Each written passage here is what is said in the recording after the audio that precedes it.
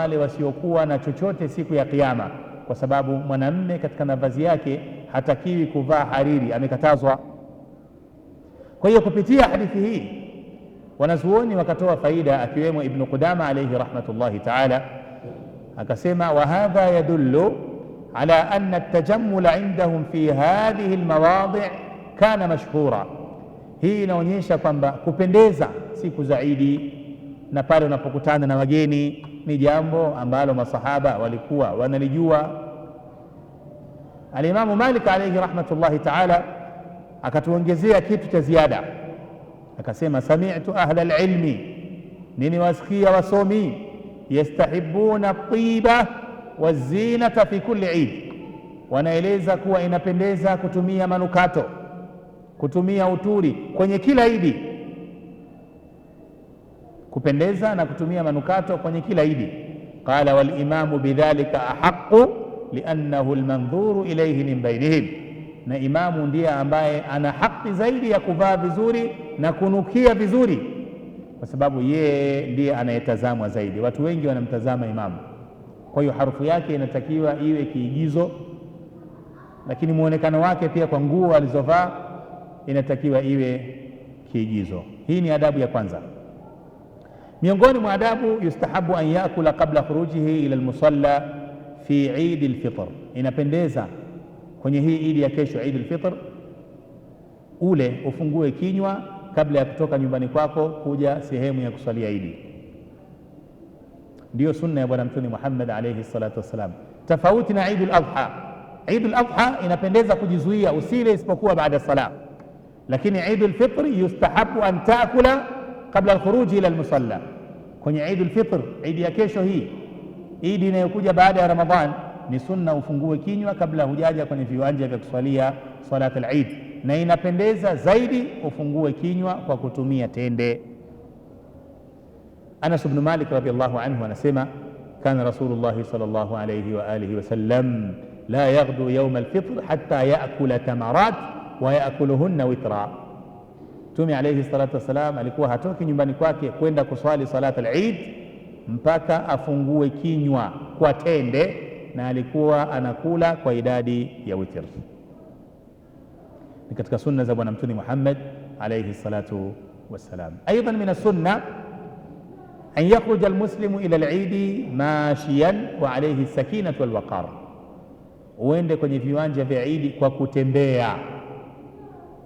Uende kwenye viwanja vya Eid kutoka nyumbani kwako kwa kutembea, ukiwa na upole na utulivu.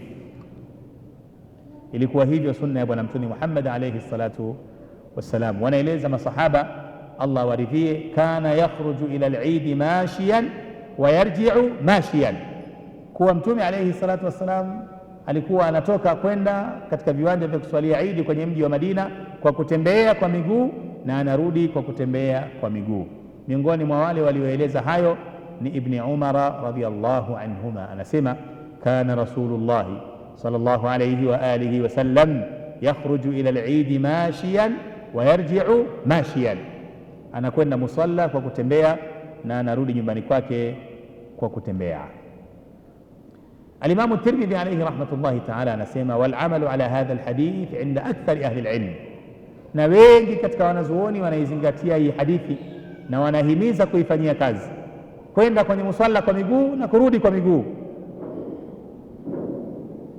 Yastahibuna an yakhruja ar-rajulu ila al-Eid mashiyan, wanasema kuwa ni sunna mtu kwenda kwenye musalla kwa kutembea.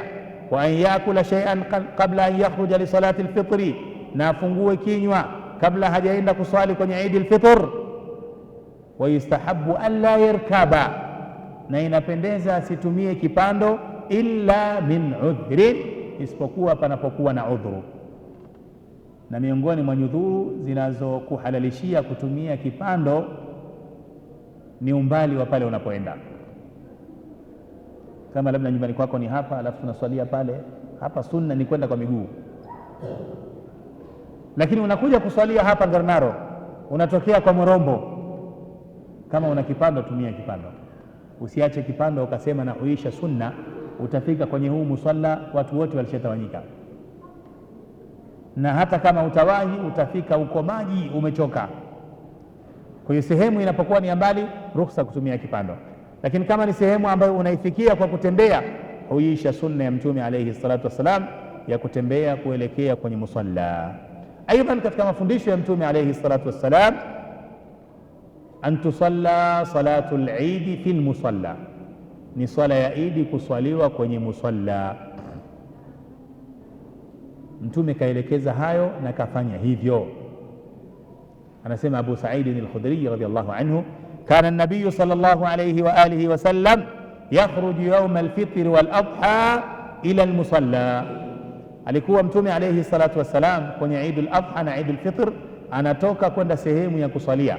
Fa awwalu shay'in yabda'u bihi as-salah, na akifika kwenye musalla jambo la kwanza analoanza nalo ni kuwasalisha Waislamu salatu al-Eid. Haya Mtume alikuwa anayafanya katika mji wa Madina. Anaacha kuswali kwenye msikiti wake ambao swala moja pale ni sawa na swala 1000 ukilinganisha na misikiti mingine isipokuwa al-Masjidul Haram. Anaacha kuswali pale, anakwenda sehemu ya wazi, anakwenda uwanjani anaswali. Hii yote inaonyesha umuhimu wa sunna hii ya kuswali maeneo ya wazi.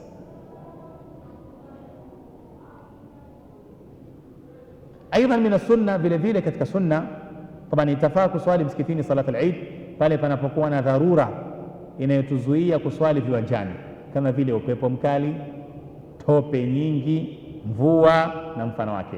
Hapo tutarudi msikitini. Lakini kama hali inakuwa shwari, sunna hii inatakiwa ihuishwe ya watu kuswali kwenye viwanja, maeneo ya wazi. Katika sunna aidan, miongoni mwa sunna za Eid, an yadhhaba ila al-musalla bi tariqin wa yarji'a min tariqin akhar, ni kubadilisha njia utakayoitumia kwenda kwenye musalla usiitumie kurudi nyumbani kwako. Ni sunna hii, na alikuwa anafanya hivyo bwana Mtume Muhammad alayhi salatu wassalam, kama anavyoeleza Jabir radhiyallahu anhu. Anasema Jabir, kana an-nabiy sallallahu alayhi wa alihi wasallam idha kana yawma Eid khalafa at-tariq, alikuwa Mtume alayhi salatu wassalam siku ya Eid anabadilisha njia ya kuendea, ni tofauti na ya kurudia. Hii ni katika sunna za bwana Mtume Muhammad alayhi salatu wassalam.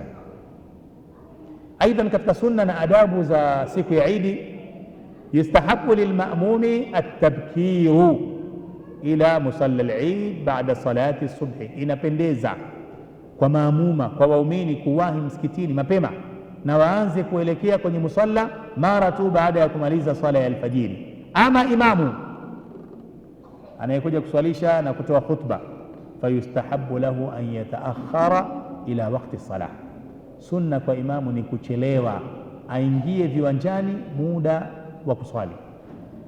Bimaana yakifika tu imamu, kinachofuata ni swala. Imamu asiwahi na yeye akakaa chini pale analeta takbira na watu, hapana, si sunna hiyo kwa imamu.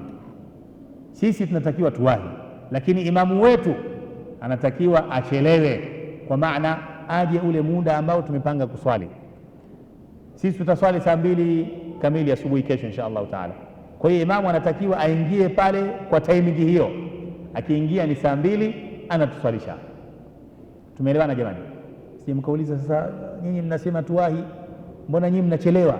Yaani imamu kuchelewa ni sunna, khatibu kuchelewa ni sunna, na Mtume alayhi salatu wassalam kama imamu alikuwa anafanya hivyo. Tumeisoma hadithi ya Abu Sa'id al-Khudri radhiyallahu anhu, anasema kana an-nabiy sallallahu alayhi wa alihi wa sallam yakhruju yawm al-fitr wal-adha ila al-musalla.